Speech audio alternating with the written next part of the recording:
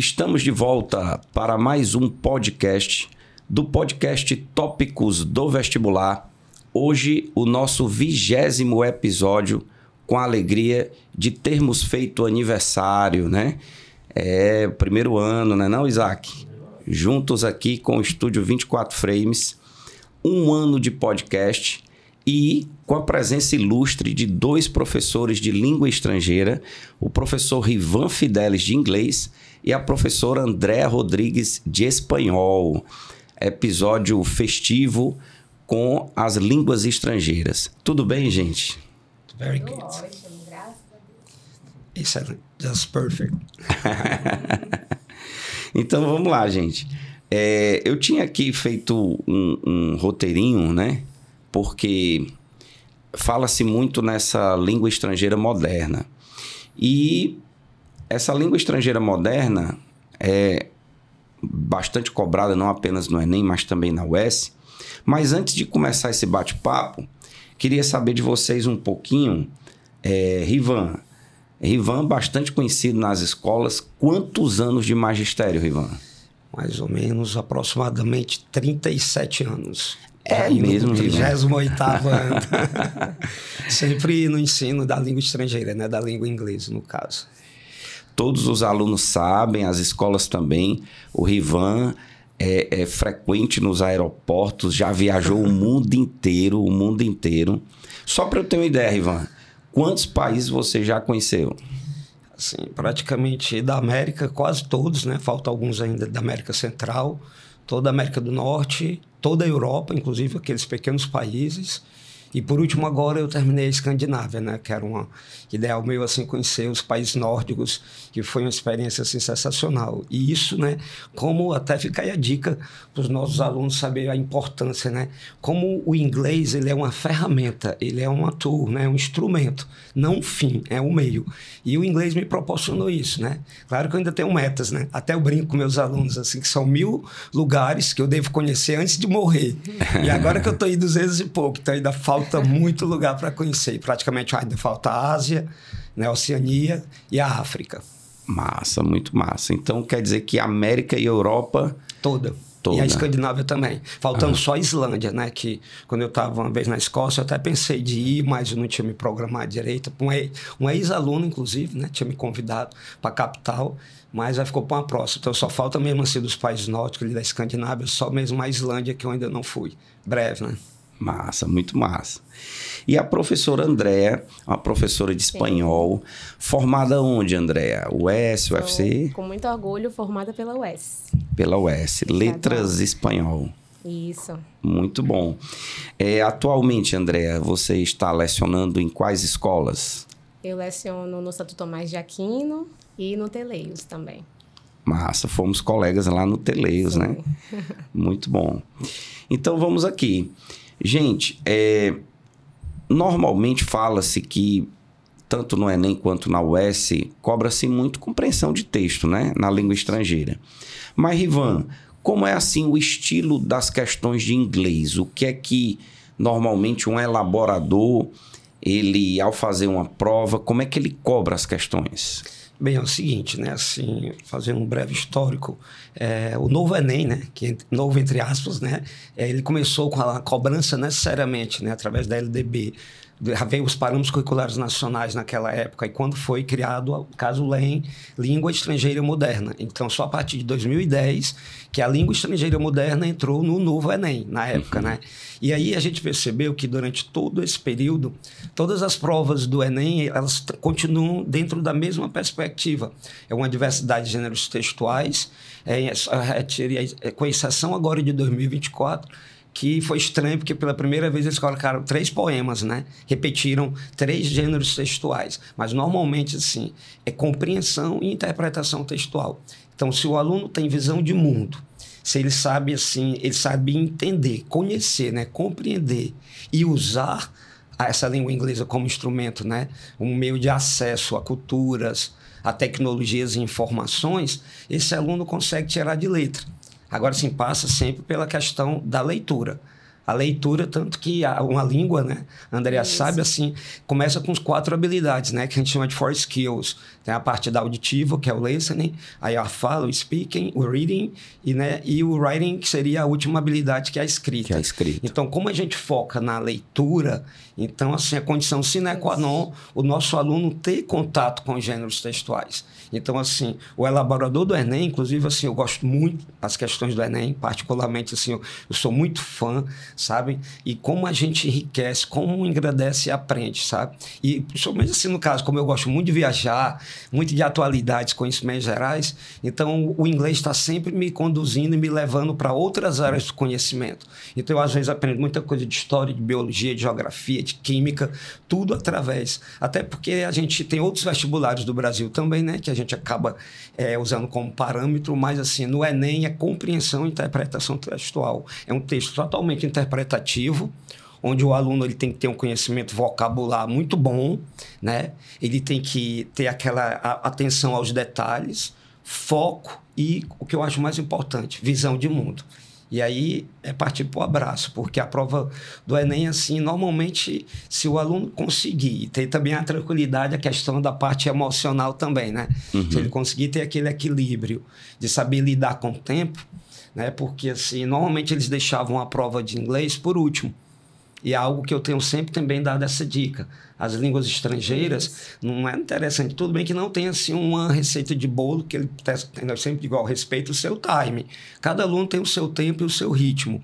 Agora, claro, a ciência, né, os linguistas, os pesquisadores, eles sempre nos dão orientações de como proceder para a gente conseguir ter uma leitura mais eficaz, né, otimizando o tempo, maximizando os acertos e tentando minimizar os erros na hora de ler essa diversidade de gêneros textuais que é cobrada assim no Enem. E essa história de dizer assim que, por exemplo, no caso específico do inglês, algumas pessoas dizem assim, em termos de vocabulário, você tem que ter tantas 1000 palavras, 2000, 3000 palavras. Se você tiver, já facilita muito. É verdade, Rivan, isso?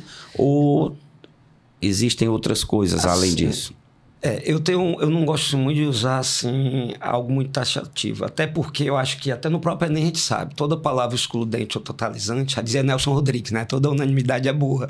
Então, assim, a gente acha que tem que tomar cuidado, embora, claro, assim, para você ter domínio de uma língua, pressupõe que você tem que ter pelo menos 3000 palavras.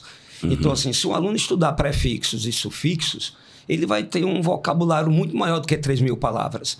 Então, tanto que a habilidade 5, que a gente vai já falar um pouco das habilidades, ela fala exatamente disso, né? Da gente conseguir associar todos os vocábulos, todas as expressões. Então, assim, eu sempre te falo para o aluno ficar muito atento aos phrasal verbs, que são os verbos preposicionados, né? A questão dos idiomas, que são as expressões idiomáticas, porque sempre vai ter uma questão onde vai ser realmente abordado o vocabulário. Como também nas escolas militares, que ainda é bem mais difícil, porque exige já, às vezes, você mesmo na tradução, saber um sinônimo, um antônimo, e no Enem não vai ter isso. Não vai ter, assim, a gramática explícita lá, necessariamente pedindo uma questão sobre aquele conteúdo gramatical. Agora, claro, o vocabulário é essencial. Se o aluno... E é o mais difícil. Porque a gramática inglesa, assim, digamos, ela é uma gramática, é uma língua fácil, né? Até a questão de não ter acentuação gráfica, os tempos verbais são muito... Assim, é uma língua, tanto que no terceiro ano, a Andrea sabe também no espanhol, muito aluno às vezes vem assim com um projeto bilíngue, né? De uma escola bilíngue, porque já fez intercâmbio no exterior, e ele vem achando que na sala de aula a gente vai ficar falando em inglês e que vai cobrar deles a parte auditiva. E não, a gente está muito preocupado que ele amplie e ganhe vocabulário. E isso não é só feito em sala de aula. Então, o aluno teria que realmente ir atrás disso, porque a gramática é instrumental. Então, toda escola, todo professor no terceiro ano, a gente tem um nível de inglês totalmente instrumental. Então, a gente visa que ele consiga entender o que ele está lendo. Então, se ele tiver... A gramática vai estar lá, claro. As questões gramaticais estão inseridas dentro de um contexto. Mas o vocabulário é essencial. Sempre uma questão vai ser fundamental ele saber. E aí ele vai usar o contexto. Se ele não souber, que ele não tiver a menor ideia, então ele tem que usar o contexto para ele tentar conseguir. Muitas vezes, até eu mesmo invento uma tradução. Uma vez eu estava fazendo uma prova na Filadélfia E eu me deparei com uma palavra lá que eu não sabia o que ela era. Falo de uma senhora que tinha perdido o marido e foi a cremação, não sei o quê, e pegou as cinzas, e eu não sabia o que era aquilo. Mas aí eu usei o contexto da lógica, poxa, eu não sabia, depois eu soube que era urna funerária. E aí eu traduzi assim como caixa, pacote, panela, pote, box. Então, assim, alguma coisa onde você guarda, até um porta-joias, você pode guardar as cinzas. Então, assim, isso funciona muito bem no Enem. A gente fala muito para os nossos alunos, a questão do contexto. Porque assim, nem eu sou um vocabulário ambulante. A gente nunca vai dominar e reconhecer todos os vocábulos, até porque é uma língua muito rica, como a espanhola também. É né? o que a gente palavra... fala, que eles se preocupam muito, né? Em saber se vão conseguir traduzir tudo. Na cabeça deles é assim, eu tenho que traduzir tudo. E não é bem assim, né? Se ele entender o contexto, já ajuda demais. Não dá para traduzir tudo 100%. E a gente, professor, a gente dá uma de babysitter, né? A gente é meio babá deles e a gente não consegue deixar eles sem resposta. É muito difícil a gente assim, não, pesquise você, procure você. A gente tem uma mania já de dar tudo. Eles querem saber. É impressionante. Antes eu saía pegando um texto e eu já ia logo vendo aquelas palavras que eu sabia que eles iam me perguntar o que era o significado delas, entendeu? Então é impressionante como eles ainda são muito assim, de tentar querer, né? Espanhol também, mesmo tendo muitas palavras heterossemânticas e os falsos cognatos, mas eles têm essa preocupação de querer entender a prova toda e não há essa necessidade. Ainda mais numa como a da UES, né? Na do Enem, que dá até para conseguir, né, fazer um esquema, uma leitura mais rápida. Massa, massa. Andréa, normalmente os alunos, eles estudam inglês até o 9º ano, né? Existe, assim, algum caso de alguma escola que já puxa o espanhol no ensino fundamental 2? Ou os alunos realmente costumam decidir a língua estrangeira quando estão entrando no ensino médio?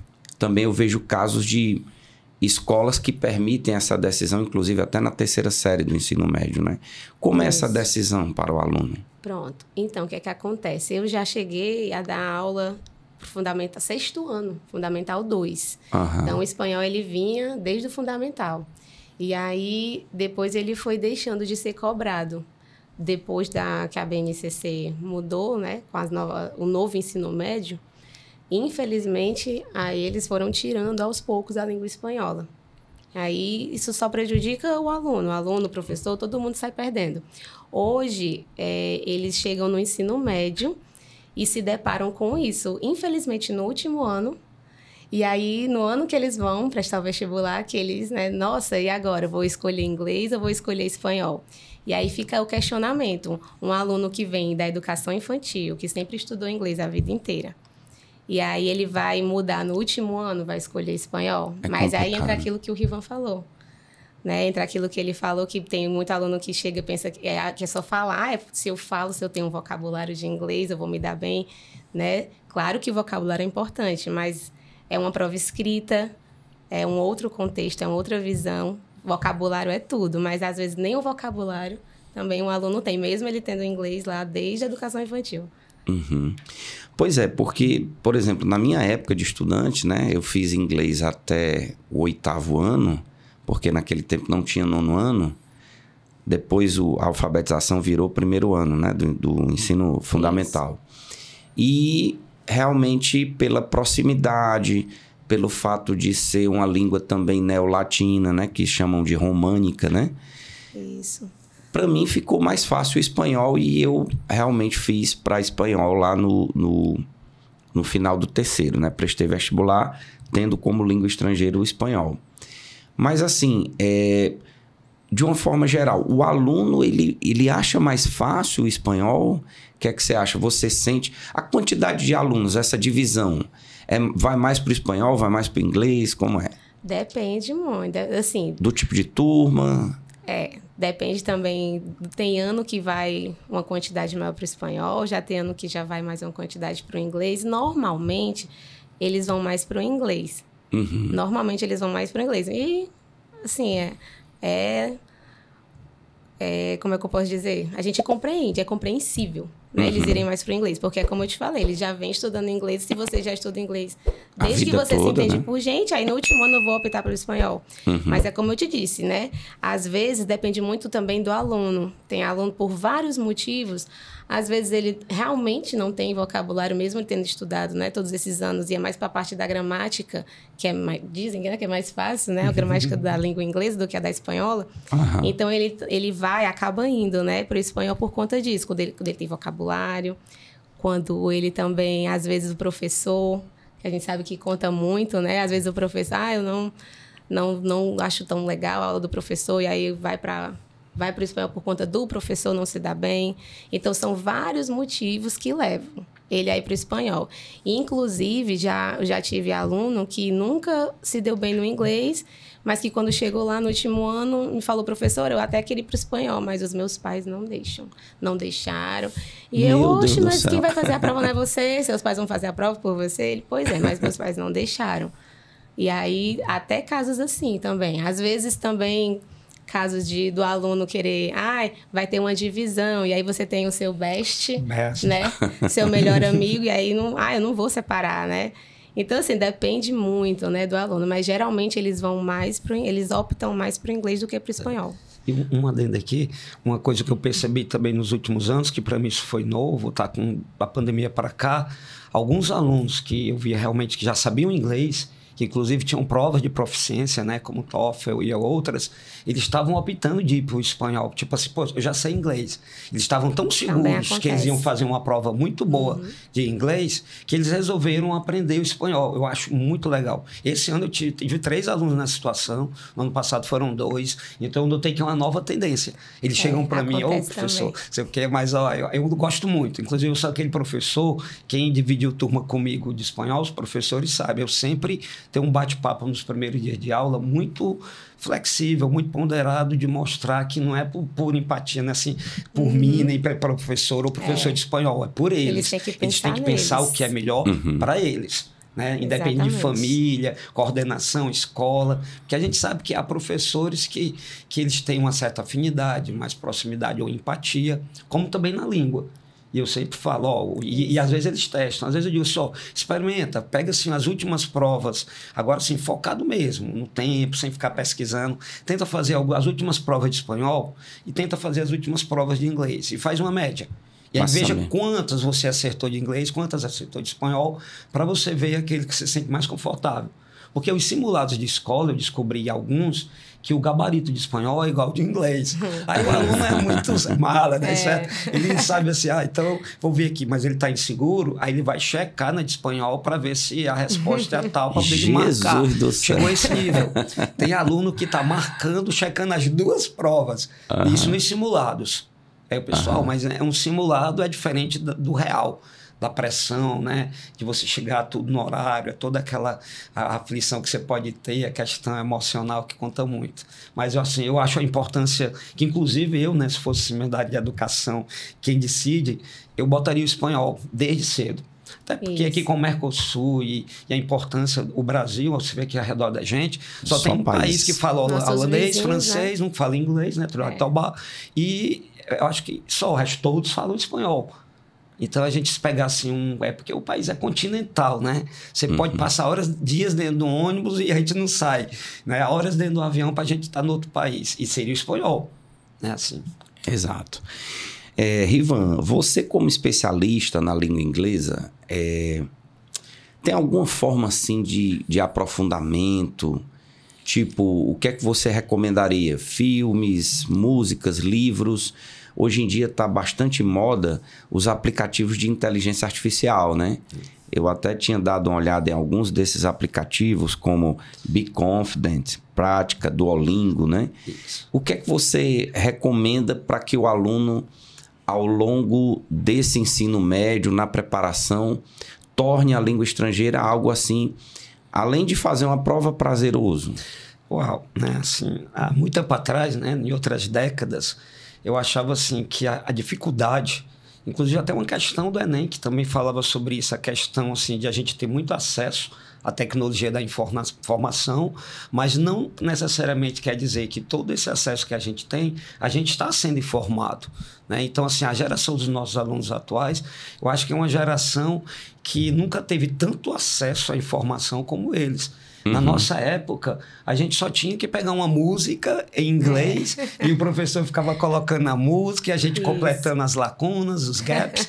Pronto, era isso. Porque se você quisesse um material, você tinha que ir para a Biblioteca Pública do Estado do Ceará. Então, assim, o inglês era uma coisa distante. Apenas famílias abastadas, ricas, é que frequentavam os cursos de língua aqui em Fortaleza. Então, assim, ele era uma coisa muito elitizada. Então, hoje em dia, a gente fala que eles têm acesso aos livros quando começaram a vir com CDs. Eu acompanhei tudo, né? Da época do disquete, né? Os CDs, DVDs, flash driver. Né? E é impressionante como eles gostam da tecnologia, mas na hora que é voltado para a pesquisa, para o ensino, para o estudo, eles não utilizam. Agora, o Duolingo é algo que teve uma reformulada recentemente, deu uma melhorada. Eles sempre chegam para mim e dizem assim, professor, consegui tanto, hoje eu fiz tantas horas, com tanta pontuação. E é porque desde que eu assim, me dou por gente, como professor, eu sempre gosto de trabalhar a afinidade do que o aluno tem. Então, tinha um aluno meu no passado que gostava do surf. O sonho dele era pro Hawaii, né? O Havaí. Então, eu, cara, mas tu tem que saber as batidas do surf. O nome delas é em inglês. Já o outro que gostava de reggae. Então, antigamente, a gente usava muita música. Hoje em dia, a música para eles é algo assim... Eles vivem com um headphone. Direto. Né? É direto. Mas é engraçado. Eles escutam sem ouvirem. Assim, eu pergunto o que ganharam de vocabulário, eles não sabem, eles não procuram entender o que está lendo. E eu acho muito massa na sala de aula, quando eu boto questões com música, que eu trabalho muito, né? E quando dá aquele... a gente olha para o brilho, eu acho... É uma das coisas que mais eu gosto quando eu vejo que o aluno teve aquele insight, assim... é isso, então é por isso. E isso acontece muito. É legal. Então eles estão na música e não conhecem. Aí a partir a do história momento, da música. A história da música, a banda, o contexto. Quando você pega uma música do U2, aí ele faz uma analogia lá, a Martin Luther King, a Jesus Cristo, pessoas que morreram em nome do amor. Tem outra que eu boto que eles nem percebem que é um diálogo entre Judas com Jesus Cristo. Então, assim, tem coisas na música que passam e eles não conseguem sentir. Pego Beatles, eu pego da mais recente, boto Taylor Swift. Aí tem uns que vão ficar assim, não sei o que, eu boto Lady Gaga, jogo lá para trás, eu boto Pink Floyd, faz rock, uma mescla, Time, Money. Eu noto assim que a música é algo que eles têm prazer. Mas eu dou muita dica para games, eu acho que jogos, inclusive até sugiro alguns jogos também que são bem interessantes para você ganhar vocabulário. Tem jogos online e offline, né? Então, além disso, também livros, importante a leitura de livros, como também anúncios. Eu sempre peço para eles seguirem páginas. Eu digo, poxa, vocês seguem tanta pseudo-celebridades, né? Esse culto às celebridades que também já foi questão do Enem. E por que vocês não seguem a página da BBC, né, do The New York Times, The Guardian, CNN? Eu noto que a maioria dos nossos alunos, eles não leem muito texto informativo. Eu pergunto, vocês viram o que numa capa da revista, de um jornal? Então, assim, procure algo que te dá prazer, mas leia.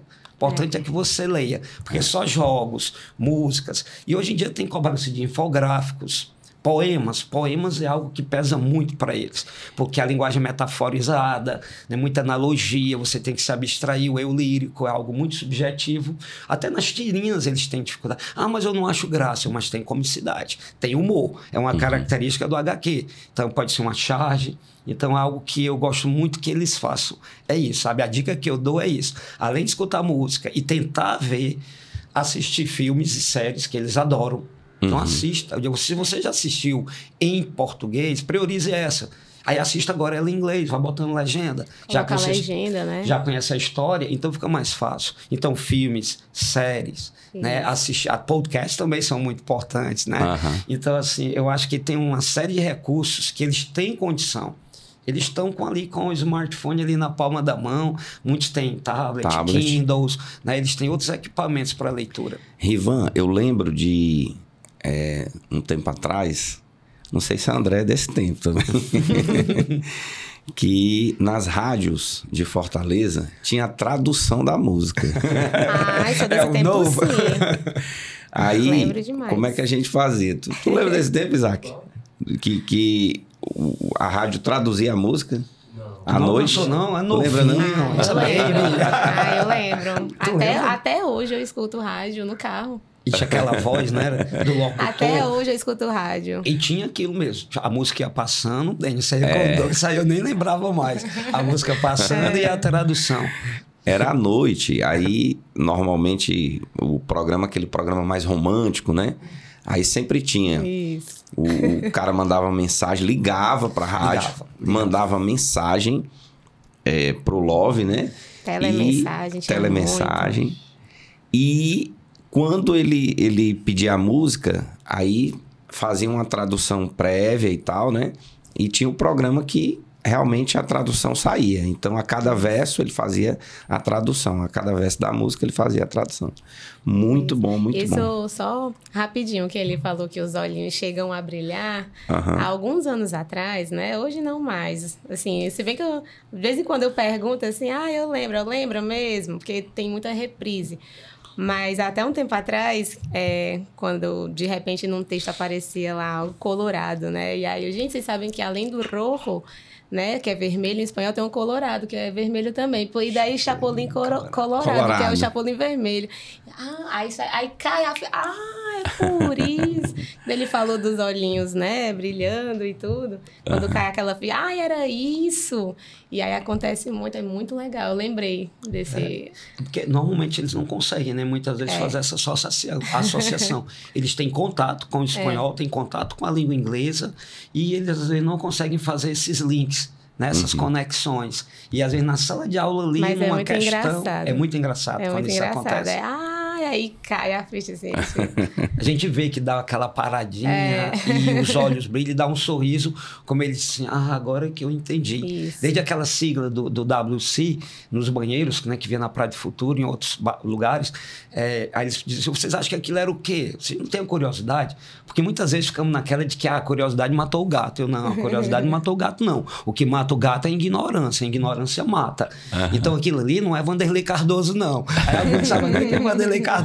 Ali, né, que é o water closet, que é o lavabo, né, aquele banheiro onde tem só o vaso, a bacia sanitária e o de lavar as mãos. Só isso. Então não é. Desde o fato do bathroom, né, que eles aprendem na escola. Aí quando a gente sai do Brasil, você vê que não é bathroom. Na Europa é toilet, nos Estados Unidos é restroom. Mas eles são treinados a may I go to the bathroom? Aí um banheiro na sua casa aqui. E aí é muito legal quando isso acontece. Café da manhã, que é desayuno, né, em espanhol, que é o desejum, que no inglês é o breakfast. E eles acham que é... E break, a palavra break, né, eles só acham que é o verbo quebrar, romper, né? E a palavra fast, que eles só acham que é rápido, fast é jejum. Então, o breakfast é quebrar o jejum. Então, a primeira refeição do dia, breakfast. Nem que você coma uma panelada, você coma o que for, como o cuscuzinho, né, com carne do sol, você está fazendo o seu breakfast. E aí eu associo com o espanhol, né, que é o nosso de jejum. Isso. E a gente traduz como café da manhã. O afternoon, que é depois do meio-dia, que a palavra noon é after, é meio-dia. Ele só sabe midday. Então, acho legal quando o aluno tem acesso a isso e ele percebe, poxa, é legal. A língua ela pode favorecer momentos também assim de aprendizado e que vai te ajudar na vida toda, não só lá passar no Enem, na UES, numa prova militar, o que for, né?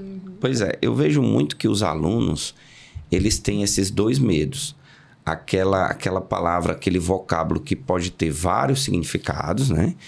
E aquela palavra que é o falso cognato, como já foi citado, que é o falso amigo, né? Isso. Que tem um sentido diferente em outra língua, não é isso? Isso.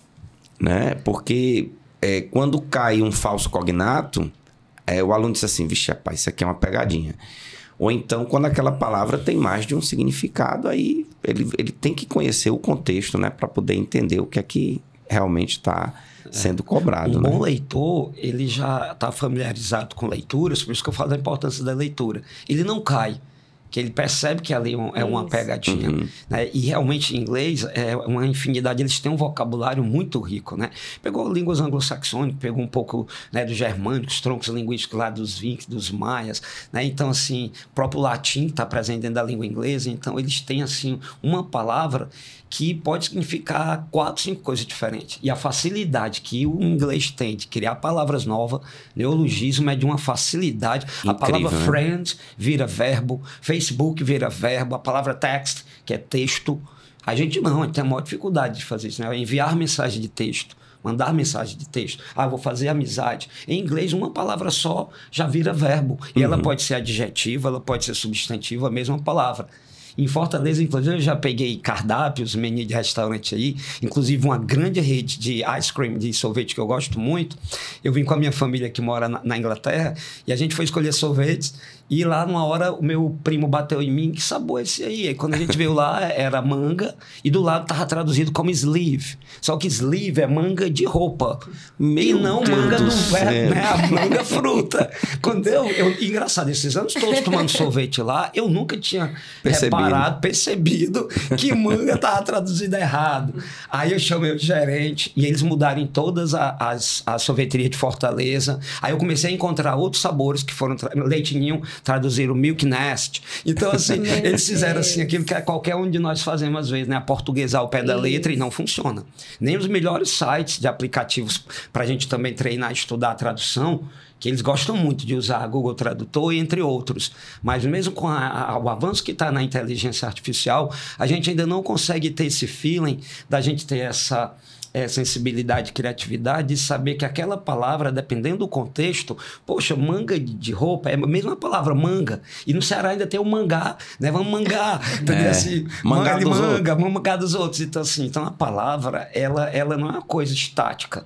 A palavra, ela está sempre se modificando e atrelando a ela novos contextos. Os neologismos, você vê que na minha antiga passada, né, com meus avós, navegar era uma coisa, né? Hoje em dia, navegar tomou outros sentidos. É na internet. É na internet. Então muita coisa. Rede era aquela de deitar, de dormir. Então, assim, muitas coisas atrelaram, ganharam novos sentidos e significados, né?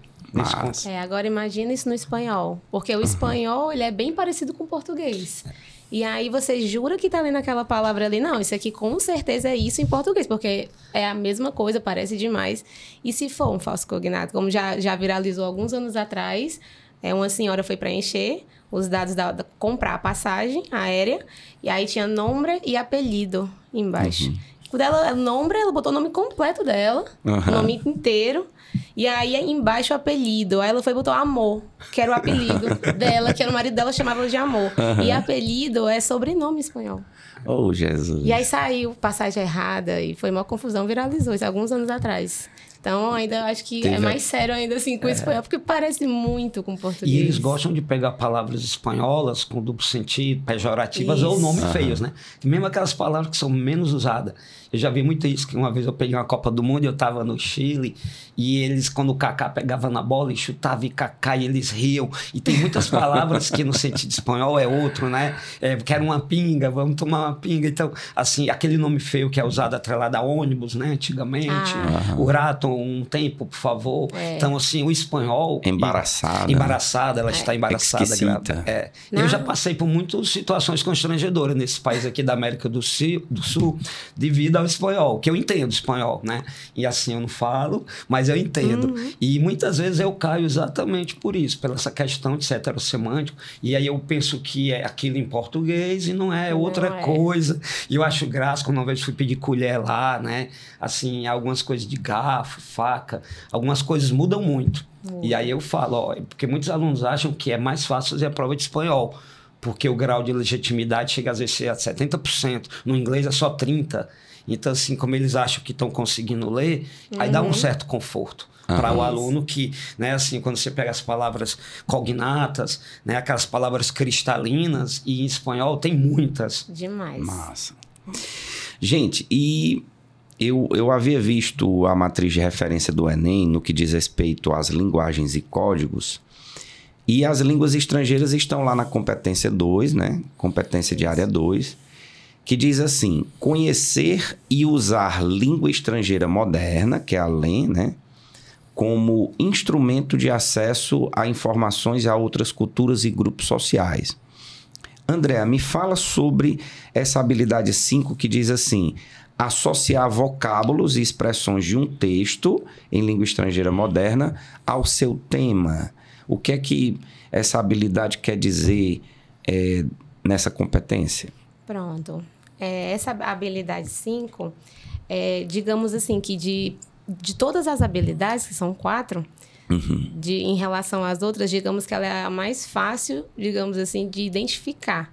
Por quê? Porque logo no comando da questão, se tem lá a palavra-chave, expressão, Se ele pega uma expressão do texto e aí ele faz a questão sobre aquela expressão, então você já tem a habilidade 5. E aí, o espanhol, por exemplo, né, que é um idioma que é falado aí em língua oficial em 21 países. Então, são muitos lugares, né? E aí, você pega uma expressão e faz uma questão daquela expressão, então o aluno fica assim, eu não sei o que significa. Muitas vezes, né, ele não sabe mesmo aquela expressão. E aí, para fazer a questão, você não precisa saber da expressão, pelo menos não a tradução. A questão não vai te pedir a tradução daquela expressão, mas o porquê que naquele contexto cabe aquela expressão. E aí a gente vai resolver essa questão aí, né, por exclusão. Que aí tem alguns métodos e algumas técnicas que eu ensino, que aí ajuda o aluno a driblar isso daí. Não só expressões, vocabulário também, se tem um texto e aí ele pega uma palavra de lá também e elabora a questão de acordo, por que ele usou essa palavra nesse contexto? E aí a gente tem a habilidade 5. Massa. Mestre Rivan, e a habilidade 6? A habilidade 6 diz assim, utilizar os conhecimentos da língua estrangeira moderna e de seus mecanismos como meio de ampliar as possibilidades de acesso a informações, tecnologias e culturas. Aí, como ela falou, a Andréa, sobre a habilidade 5, que entra a parte do vocabulário, né? Que são as expressões associadas ao tema, na habilidade 6 entra as estruturas linguísticas. E aí que está entrando também a gramática. Né? Ela entra, mas dentro de um contexto. Porque muitas vezes, assim, não vai cair gramática. A gramática é a base, né, da língua. Então, assim, por não ter uma questão que eu vou pedir que tempo verbal aquilo ali, mas se é uma biografia, se é uma sinopse, uma resenha crítica, se é um anúncio que cai muito campanhas, eu gosto. Recentemente também citações, caiu até uma citação de Albert Einstein e do Bob Marley, né, novamente. Bob Marley já caiu 3 vezes no Enem, Bob Dylan já caiu mais de 2, também mais de 2 vezes. Então, tem alguns escritores, cantores, compositores que são recorrentes. E aí, como é que entra a questão dos mecanismos e das estruturas linguísticas? O aluno ele tem que ter em mente que, normalmente, ele tem que saber qual é a intenção, a intencionalidade daquele texto. Né? Os comandos vão começar normalmente com verbos no infinitivo. Será que é informar, é denunciar, é alertar? Entendeu? É fazer a gente ter uma reflexão em cima do conteúdo que está sendo trabalhado naquele texto e como é um instrumento que eu posso modificar, interagir, porque o texto está lá escrito. E muitas vezes o aluno tem um distrator, sempre tem aquela alternativa que ela é totalmente errada. Sempre tem uma que a gente consegue descartar, como ela falou, a gente vai fazendo por exclusão, ficaram 4. Mas dentro dessas 4, tem alguma palavra excludente ou totalizante? Porque muitas vezes tem uma lá que está, assim, aparentemente correta. Aquilo eu sei que é uma verdade, porque o background, né, o conhecimento prévio do aluno é muito importante. Para mim, acho que visão de mundo é a coisa mais essencial o aluno de hoje em dia ter, e que isso está sendo mais escasso. E eu sinto dificuldade. Porque quando eu falo sobre o Brexit no passado, os alunos não sabem o que é. Eu falei sobre Martin Luther King, teve aluno que não sabe, Gandhi. Então, assim, aí fica mais difícil. Por mais que ele saiba a gramática, as estruturas linguísticas, ele vai saber que ali estão usando estruturas no presente perfeito, ou no passado, ou no futuro, mas se ele não tiver a bagagem cultural dele, ele não vai poder. Tanto que a competência e a habilidade do Enem visa exatamente isso. Entendeu? Ele tem que saber ler, compreender, entender o texto como um meio de acesso. Então, é um meio, não é um fim. Há culturas, a tecnologias, informações, e acho que é aí que entra a dificuldade nessa daí. A 5 é uma das mais fáceis, a 6, ela pode levar você a uns distratores, uma pegadinha, porque o aluno pensou, eu sei que isso aqui é a verdade, mas é a post-truth, mas é uma pós-verdade. É o que você pensa e o que você acha. Mas o autor do texto quis dizer isso. Isso foi falado no texto. Eu posso chegar a essa dedução, né, que é a inferência, que cai muito nesse tipo de habilidade. Eu consigo inferir aquilo. O texto me deu subsídios, dicas, que eu posso chegar a essa conclusão, ou eu que sei isso e penso e acho que é aquilo. Então, você não pode estar no achismo. É o que o texto falou. É o que está lá no texto. Mesmo que você não concorde. Mesmo que você não concorde. Porque sim. Hoje em dia é muito fácil. Com as redes sociais, né? Você olha assim, isso aqui eu concordo, isso aqui é uma verdade. Eu acredito, então é assim, né? Infelizmente, né? Infelizmente. Acontece muito. Já na habilidade 7, André, tem assim, relacionar um texto em língua estrangeira moderna, as estruturas linguísticas, sua função e o seu uso social. Pronto. O que é que essa habilidade ela quer falar pro aluno? O que é que ela... Se ele conseguiu compreender aquele texto e a função dele como um todo. Então, o aluno leu aquele texto, eu terminei a leitura. Qual foi a intenção do autor quando ele escreveu isso aqui? Qual é o objetivo? Então, geralmente, essas questões você tem no comando, né? Qual é a finalidade? Qual é o objetivo? O autor infere que, né? E aí, você vê justamente isso, a função. E também, às vezes, vem até a função social dele. São palavras-chave no comando da questão que você consegue reconhecer a habilidade. Função social, assim, no sentido de... Esse texto aqui serviu para quê, né? Pronto, qual foi a finalidade, né? E a função social dele. Foi divulgar, aí entra, né, também verbos no infinitivo. Foi divulgar, foi informar, foi esclarecer, foi... Aí entra aí verbos também no infinitivo. Já na habilidade 8, Rivan, reconhecer a importância da produção cultural em língua estrangeira moderna como representação da diversidade cultural e linguística. Eu acho que essas habilidades, elas estão todas imbricadas, né? Sim. Eu achei até que ele tinha repetido, não? A 6 com a 7 contigo. Eu achei que eu tinha respondido assim a 7, depois fiquei na dúvida se ele tinha lido a 6 para mim e para ti. Não, a 6 foi para ti e a 7 para ela. Eu acabei falando de estrutura linguística. Ele acabou falando já. Eu acabei entrando na habilidade 6 aqui, já tem outro aspecto. Então, a H8 é assim a minha preferida, né? Da produção cultural. Queridinha, da produção cultural, porque aí entra as, né, cai as demais músicas. No inglês. Cai demais. É o carro-chefe da língua inglesa. Sabe? É a questão da produção cultural. E é impressionante, assim, porque a gente tem que saber representar isso, né? A questão da representatividade. Eu sempre falo, o pessoal já sabe, nada de atentar contra direitos humanos. Às vezes tem lá, dizendo que aquela música está convocando uma luta armada. Aí eu, pessoal, você marcar uma opção dessa, então tem umas coisas que você sabe que o Enem é totalmente a favor da diversidade. Então, os textos são antirracismo, antipreconceito e discriminação, tolerância linguística, respeito à diversidade, são coisas assim, atualidades. O Enem, assim, na língua inglesa, é uma prova extremamente crítico, social, politizada e que às vezes incomoda. Tem aluno que não gosta ou por alguma ideologia dele, ou da família dele, ou da religião, das crenças dele, que a gente respeita. E o Enem fala exatamente disso, da gente saber respeitar, né? Agora, sim, respeito não só o que é a sua, saber que existem outros no mundo, não só o seu. Então, aí é onde entra as charges, né? Aí os poemas entram nessa habilidade. Então, assim, no inglês é impressionante. É assim, por isso que eu digo, é uma das que eu mais uso também. Eu sempre estou procurando trazer coisas. Eu pego a Unicef, por exemplo, semana eu peguei o pôster da Organização Mundial da Saúde, que em inglês é WHO, né? WHO. Né? E aí, pessoal, vocês viram a nova campanha aí, anti-tabagismo? Aí a questão do cigarro eletrônico, uma temática muito boa, o uso da inteligência artificial, então assim, o aquecimento global, as mudanças climáticas, a questão dos alimentos ultraprocessados, o uso dos combustíveis fósseis, essa transição energética. Então, na habilidade 8, assim você entra em todo quanto é disciplina matéria, né? Porque você, através desses textos, você vai saber que aquela música foi feita numa época que a Irlanda pertencia ao Reino Unido e estavam invadindo e mataram as crianças numa rua num domingo sangrento. Aí tá lá na música Blood Sunday Morning e o aluno nem sabe que está atrelado ao que ele estudou em história. Ao contexto. Né? Então, assim, essa habilidade que eu gosto muito, particularmente, porque é aquela que faz o aluno pensar que a gente precisa conhecer a história, até para saber compreender e não repetir os mesmos erros do passado. Então, assim, essa habilidade 6...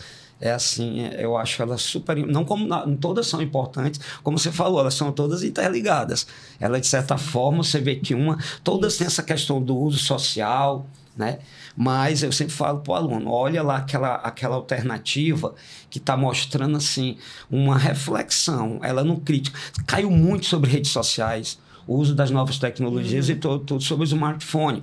Então, o celular, quem é meu aluno sabe, às vezes ele acha que, antes da lei, eu já insistia muito nisso, sabe? A questão do uso do celular, como estava desviando a atenção e o foco.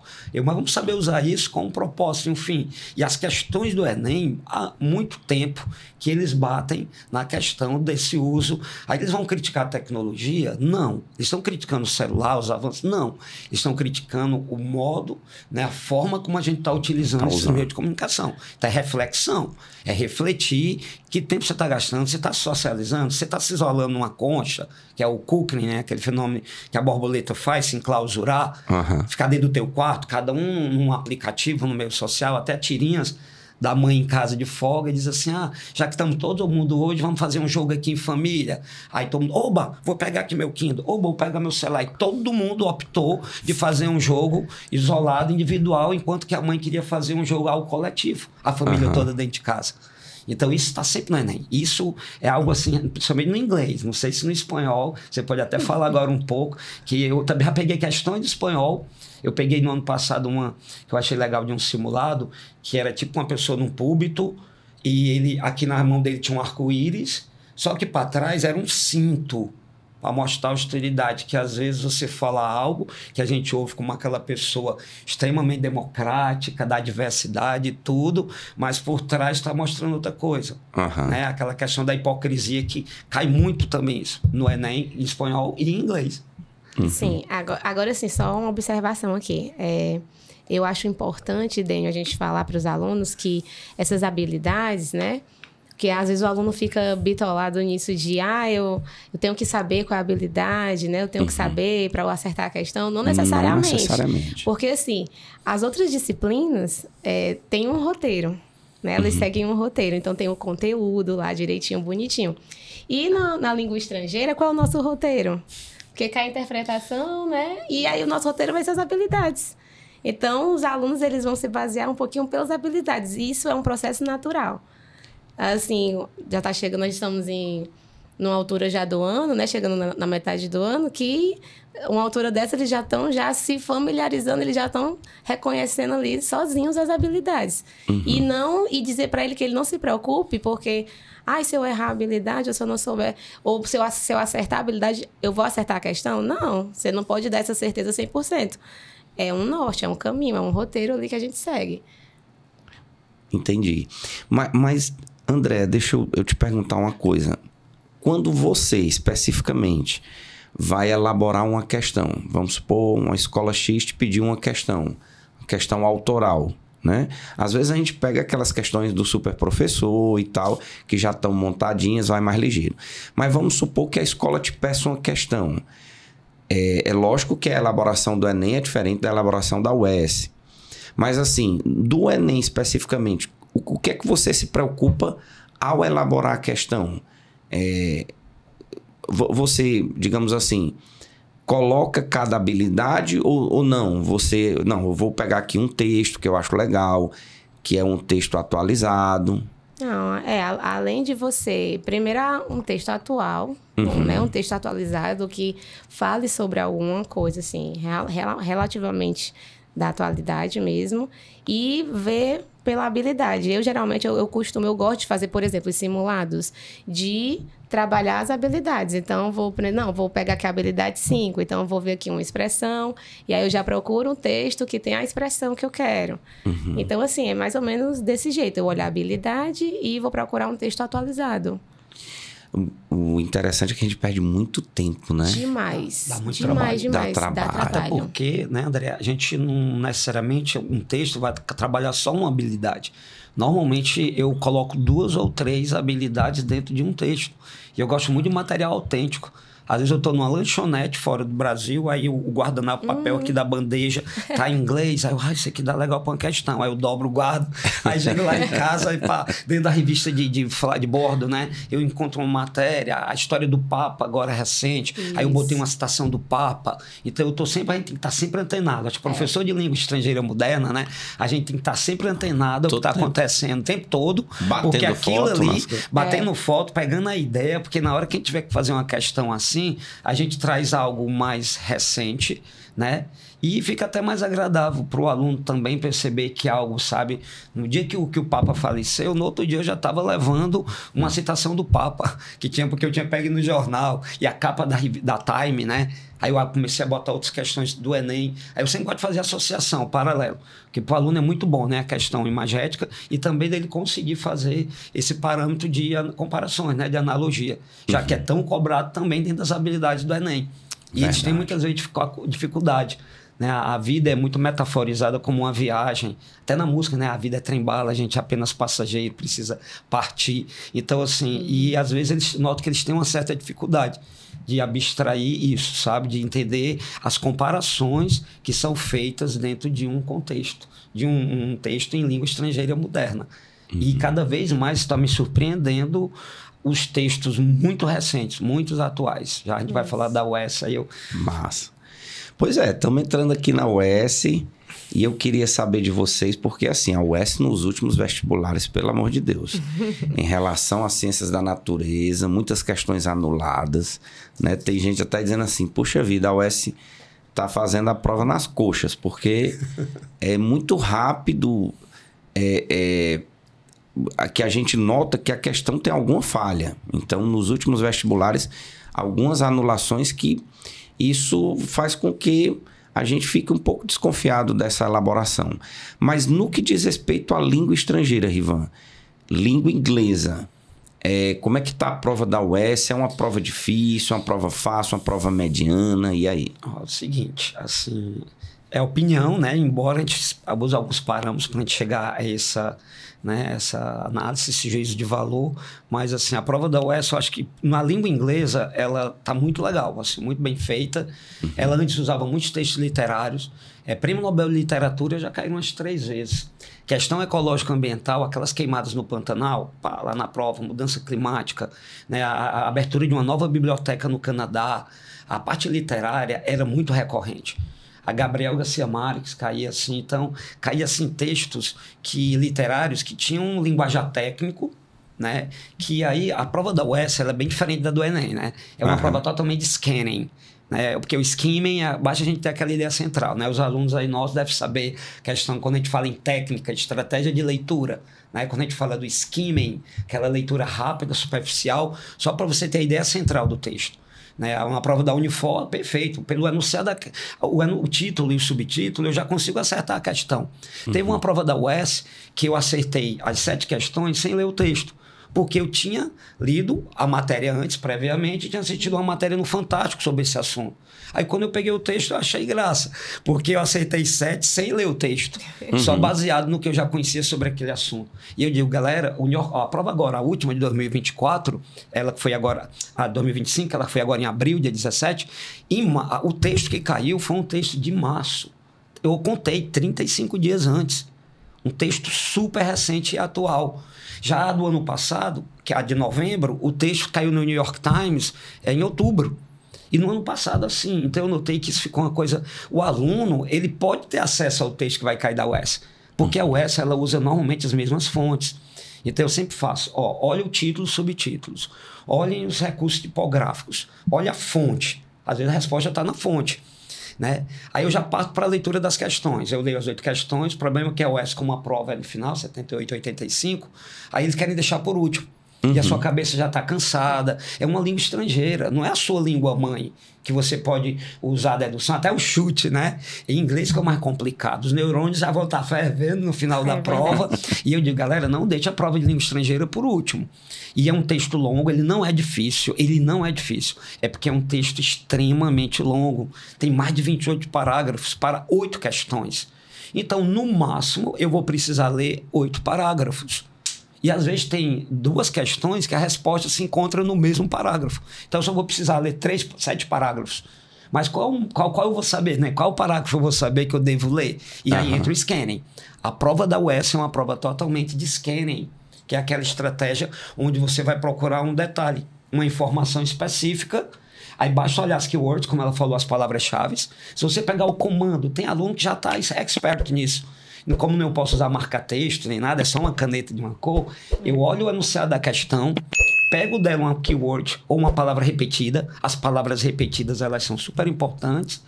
E a partir dali, né, daqueles enunciados, eu consigo procurar e encontrar ele certinho no texto. Então, é uma prova, assim, que nos cansa pelo tempo e o tamanho. Ela é muito longa. Se eles tivessem mais tempo, eles acertariam as 8, 7 questões, porque é ipsilíteres. Muda algum sinônimo, faz um trocadilho, mas ela é uma prova que só exige isso. Você ficar o tempo todo escaneando, procurando informação, detalhe, no texto para responder. Massa, tranquilo então, né? Tranquilo.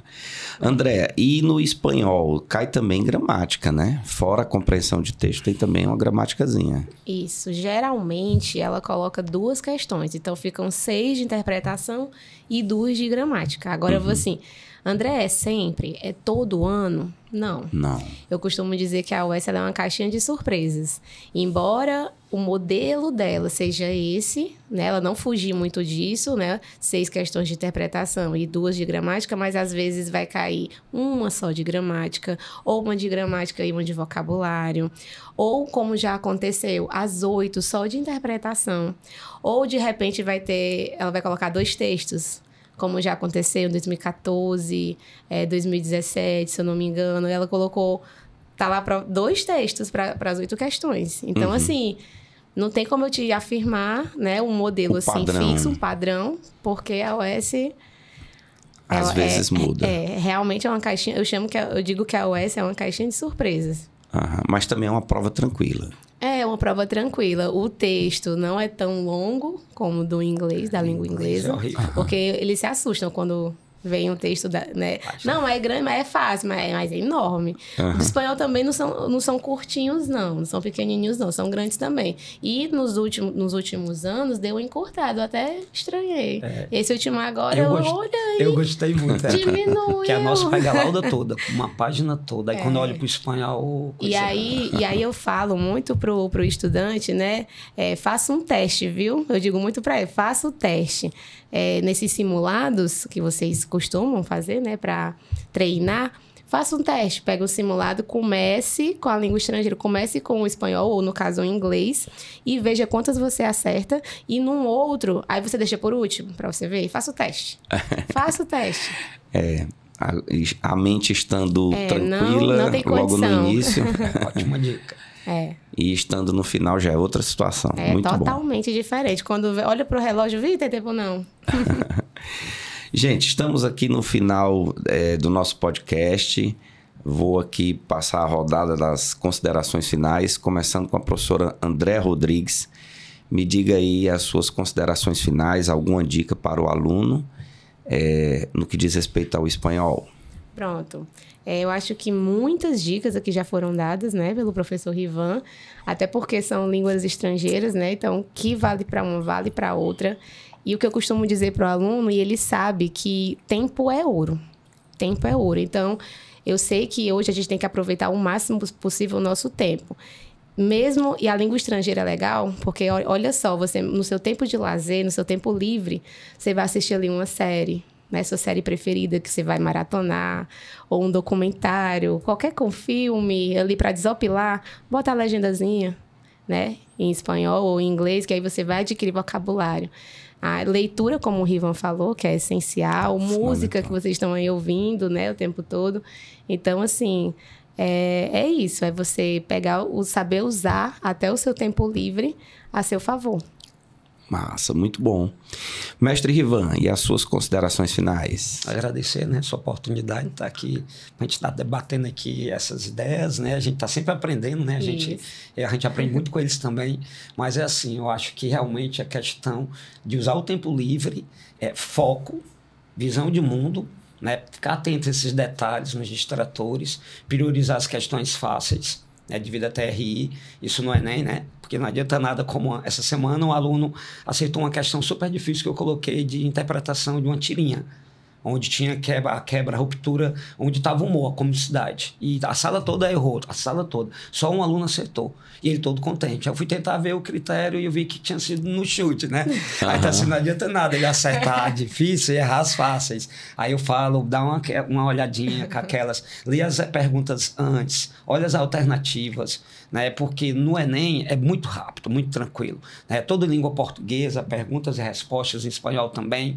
Aí na UES é que tem que ter mais a atenção de saber que é um texto que com certeza vai ser de 1 mês, 2, pelo que eu vi, 1 mês antes da prova. Então acesse essas redes sociais, acessem tudo isso que vocês têm no teu tempo livre. Dediquem também um tempo para inglês, porque o aluno acha que é só aquela aula de espanhol de 45 minutos que vai fazer o milagre diferencial na vida dele. Lembra que às vezes quando a gente está curtindo aquele feriadão, quando você está aqui 3 horas ali no celular, no aplicativo, o teu concorrente vai estar lá, né? Vai estar lá papirando, vai estar lá virando noite e usando, né, aquele tempo dele para construir e agregar, porque é uma prova que você tem que agregar conhecimento e você tem que estar muito antenado com o que está acontecendo no Brasil e no mundo, né? Muito bom, muito massa. Gente, fico feliz, eu agradeço bastante a presença de vocês, assim, eu fiquei maravilhado, me deu aqui alguns insights também para aprofundar as 2 línguas que eu amo, tanto o inglês quanto o espanhol. E dizer para o nobre aluno que realmente estude, se dedique, aproveite todas essas dicas que foram dadas aqui, no que diz respeito a séries, filmes, né? No seu tempo livre, foi bastante falado, assistir essas séries, os filmes, escutar as músicas e fazer com que seja de fato uma coisa prazerosa a língua estrangeira. Curtam, compartilhem. Esse aqui foi o nosso 20º episódio do podcast Tópicos do Vestibular. Obrigado a todos. Tchau, tchau.